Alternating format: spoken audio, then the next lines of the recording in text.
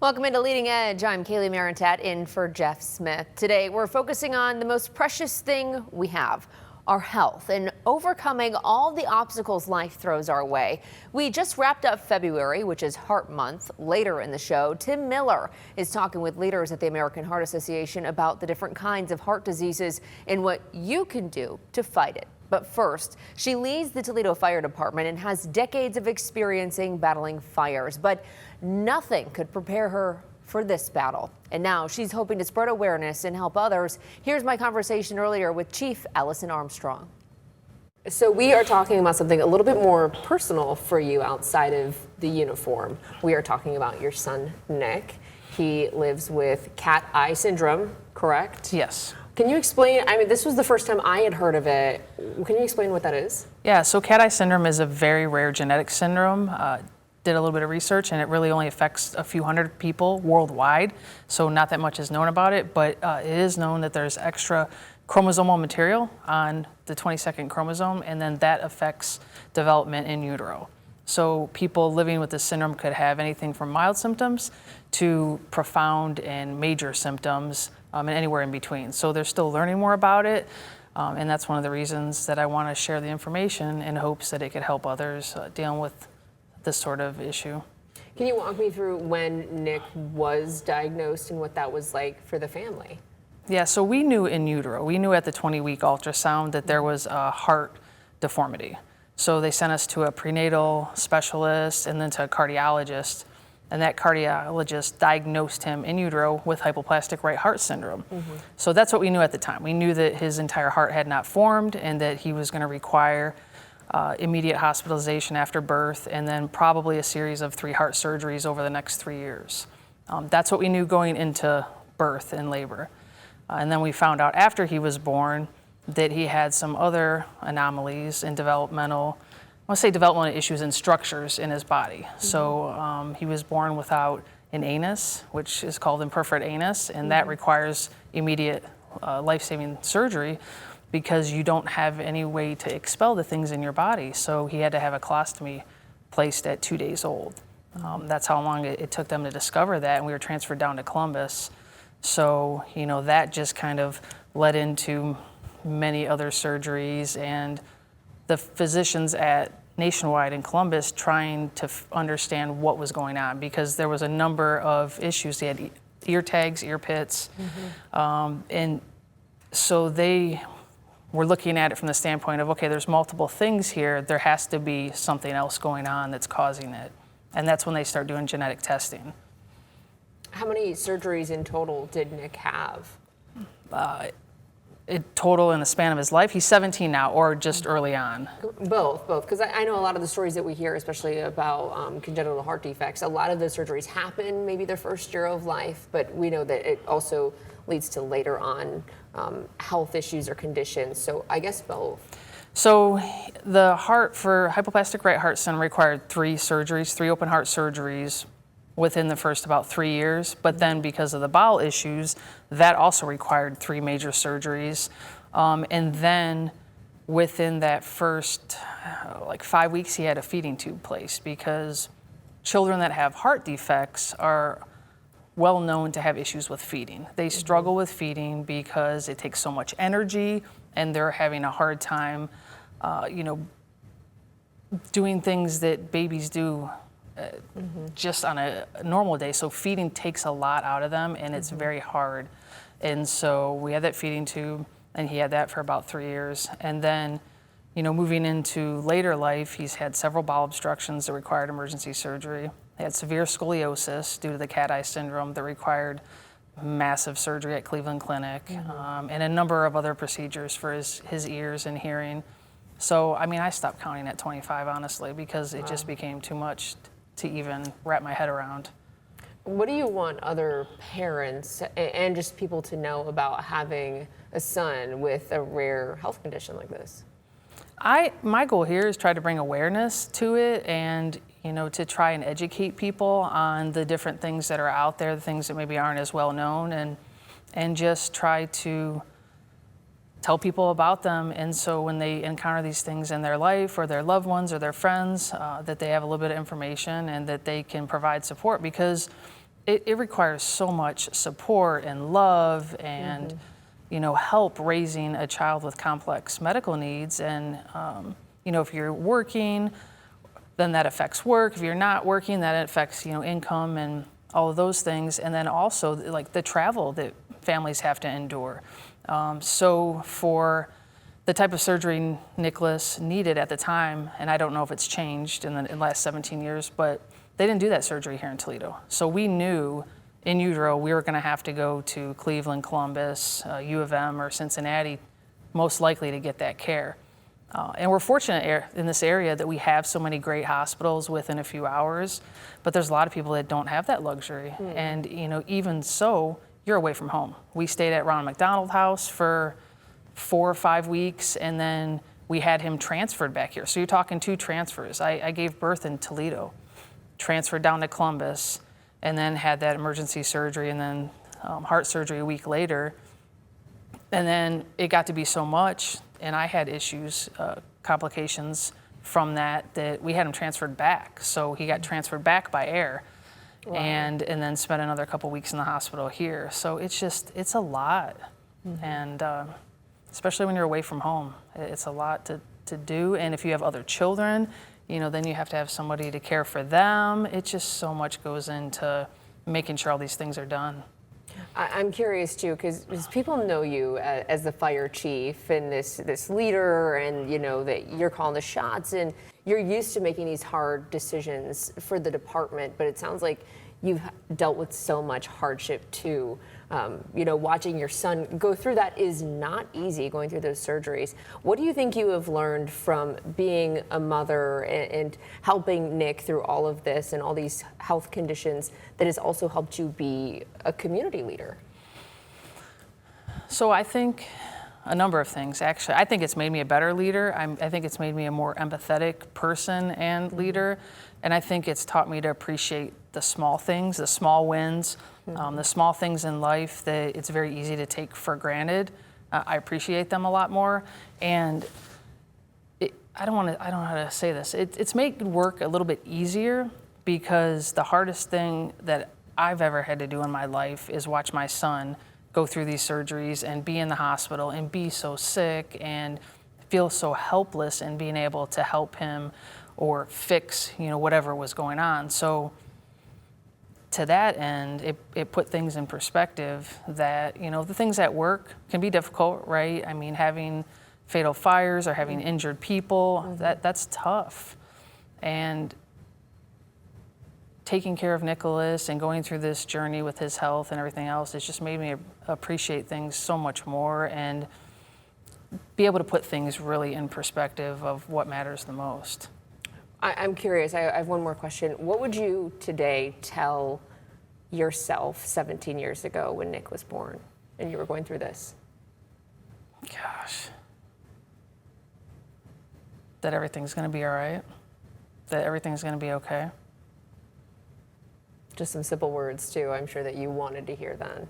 Yeah, absolutely. I mean, there was so many unknowns, and one of the doctors that they sent me to actually did not know what the diagnosis was. This was before we went to the cardiologist, and essentially suggested that I consider having an abortion. And, that was hard.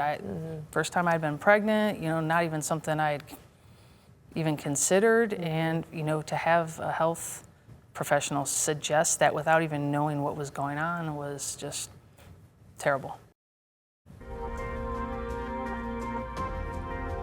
Well, coming up next, a focus on your health and heart, the warning signs and the new progress in the fight against heart disease. Welcome back. Tim Miller continues our health discussion now with a focus on your heart. So joining me right now is Mindy Hartwick, the Executive Director of the American Heart Association of Toledo. Mindy, we can't thank you enough for joining us here on Leading Edge. Let me first of all ask you, how has Heart Month been going? We know we're getting toward the end of it. Are things going well so far? Yeah, thank you, Tim. Thanks for having me.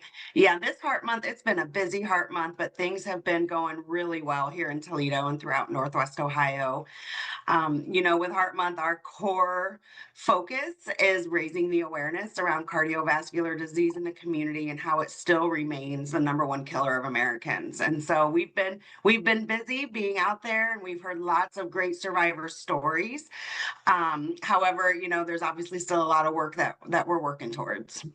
We are noticing, and we do know that heart disease it disproportionately affects women. And so it is the number one killer of women for a number of different reasons. And that's a big thing that we just came off of our Wear Red Day and Go Red for Women, really trying to highlight that fact and put a spotlight on it, that women are being unfairly affected by heart disease. And it's time that, we really rally around each other and support each other, and hopefully save more women's lives. And sometimes it's hard to get people to go to the doctor to get things checked out. But what do you think are some of the most important things to keep in mind? Obviously, family history is hugely important. So be aware of a close family member who maybe had heart disease. Should we start with that? Like, just know, ask questions, find out from your mom and dad, your aunts and uncles. Oh, absolutely. A big part of heart disease is preventable, but there is also that genetic factor that plays a fact. So, absolutely knowing your family history, but then also taking the steps needed as a woman, as a busy woman, as a working mom or a non-working mom, just really making sure that you are paying attention to yourself and your own health, knowing your numbers and not dismissing any symptoms that you may be having. As a woman, I think, we always try to carry the burden of everything, keeping the house running, keeping the kids going, school, activities, sports, all the things. But it is important that we're paying attention to ourselves as well, because, you know, it's that old saying, put your own oxygen mask on before you put your neighbor's oxygen mask on, right? We have to take care of ourselves before we can take care of everybody else. And yeah, if you're feeling off, if you're noticing differences in your sleep, or additional headaches, or you're just not feeling like yourself, absolutely go to your doctor, tell them what you're feeling, and push for them to run some tests just to be safe. And I think women are so much better about this. If they don't feel like something is right, they will call their doctor. But for men, it's really hard to get them to get to the doctor to admit something could be wrong. What do you say to them, to the men out there who are like, I'll just push it off and see if I feel better? Yeah, please don't. Time is critical, and especially when it comes to your heart health. It's very important that if you are noticing differences, that you talk to your doctor sooner than later. There is no shame in talking to your doctor and being vulnerable, because it could be the difference between life and death. Women's symptoms can sometimes come on as just additional fatigue or nausea or excessive vomiting, and just, feeling different. So if anything's out of the regular routine, again, it's better safe than sorry, and to just definitely reach out and talk to your primary care physician. And Mindy, as far as research goes, and we know you have the Heart Walk coming up on May 17th, where you raise awareness and raise some funds. Where do you think we are as far as research for heart disease? Are we making progress? Oh, absolutely. We are making definite progress. And we actually, here at the University of Toledo, we have multiple researchers that are funded by the American Heart Association studying different things that are affecting heart disease in our own community. So the work is being done, but we also, as individuals, have to take some responsibility of our own heart health and make the lifestyle changes that we can make. Um, while the research is being done on the other side, we have to be responsible as well for our individual health. And it's always important to have hope, right? So just as cancer research, they're targeting certain cancers, most likely you're targeting certain parts of heart disease and trying to wick away at some of those and make them more survivable, right? Yeah, absolutely. And I mean, what we're finding is everything has some type of correlation to heart health, from what we're putting into our bodies, how much we're moving. There's just so many things. Dental hygiene is also very important to heart health. It's all connected. Your stress, your mind, I mean, it's your body entirely. Everything is connected to your heart health. And it's not just 1 month out of the year, right? We know No. February is heart month, but you want people to be thinking about their heart health 12 months a year, right? Absolutely, Tim. Yes. You know, obviously, February we use it as our platform where we're able to really shine that spotlight on it. But yeah, we are advocating and raising awareness year round, making sure people are paying attention to their health, January through December. Always, always important for sure. Well, Mindy Yeah. Hartwick of the American Heart Association, I can't thank you enough for helping us out here and talking to us here on Leading Edge. The big takeaways here, if you feel something is wrong with you or a family member, go get it checked out. Thank you so much for joining us. Thank you, Tim. And we'll be right back here on Leading Edge. We're going to be talking to one of the board members for the Heart Association, continuing this important discussion. Joining me right now for a good discussion is Greg Braylock Jr., a board member for the American Heart Association of Toledo. Greg, so much to talk about this month for heart health. So glad you're joining us. Why do you think it's so important that it's not just 1 month, but you want people to know to be thinking about this every month of the year? Yeah, heart health is so important. It affects our lives in many ways. And so obviously we think of our physical health, but there's our mental health and there's the effect that it has on our families, friends, and neighbors, and their own health as well. And so it's something that we should be working on, thinking about, and striving for every day of the year. And you've been on the Heart Association board for about 3 years now. What made you originally want to get involved, and what have you gotten from it? Yeah, when I think about where I want to spend my time in life, it's really focused on things that matter most to me, that have impacted my life and the lives of my family members and friends and people in my community. And heart health is one of those areas that I've been affected by personally and just my own health journey, but also have seen a lot of people in my family struggle with it. So whether it's heart attacks or strokes, whether it's diabetes or other illnesses related to cardiovascular disease, is something that really permeates our community and my family in ways that are really significant and meaningful. And so working to make sure that I can be part of a group of other people that are focused on creating a healthier community for all of us. What are some of the important things that you're doing? Yeah, so one is really engaging as many people as we can. When we think about Heart Walk, Heart Ball, Go Red for Women, those are three of the signature events that we have here in our local community with the American Heart Association. But in addition to that, Hands Only CPR is a really big thrust across our entire nation with American Heart Association. We want to have one person that's trained in hands only CPR in every household across our country to help create a nation of lifesavers. The majority of cardiac arrest or heart attacks occur outside of a hospital. And too many people don't survive when it happens outside of the hospital. And so making sure that more of us have the skills, the training, and really, I think the confidence when it matters most to do something to save a life goes a long way in helping to address that issue. My wife and I, we have 4 kids, and they range from ages 8 to 15. And even our youngest, I'm like, hey, I need you to know this just in case something happens. I want you to know what to do. And so it is a skill if you think about just some of the basic life skills that we have. And so whether it's swimming or hands only CPR, these are things that help us to be able to step in and help when help is needed. Do people usually take to this? Are they eager to learn how to do it? So I do find that people are eager to learn. People are often a little scared and hesitant to do it just because, you never do CPR in a situation where things are great. And so it makes you think about the worst case scenario. But I find often that once people are trained, they say, you know what, I'm glad I did this. I should have done it earlier, or it's been a while since I've done this.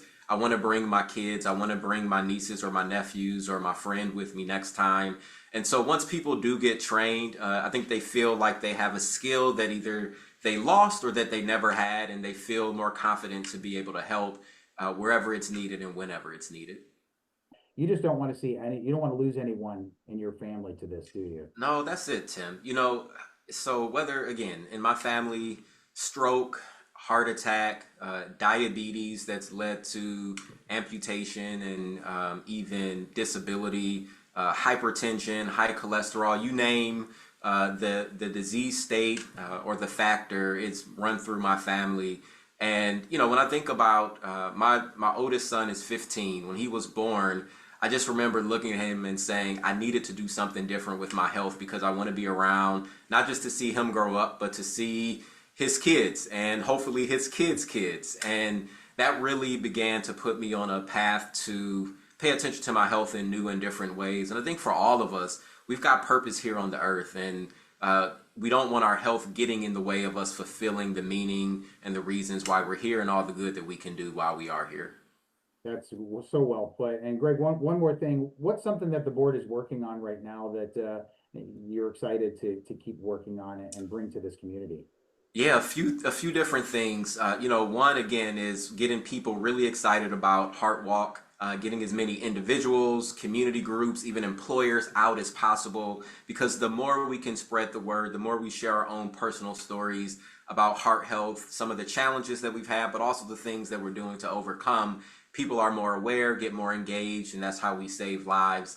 Another, again, is hands-only CPR, making sure we get as many people trained and knowledgeable in it as possible to help save lives. And then the money that we raise, being able to use that to fund research that happens at the national level, but that comes back to our local community, but as well as investing in other social and health programs that the American Heart Association partners with others in our community to keep people on the road to good health and to make sure that we can live long and prosperous lives.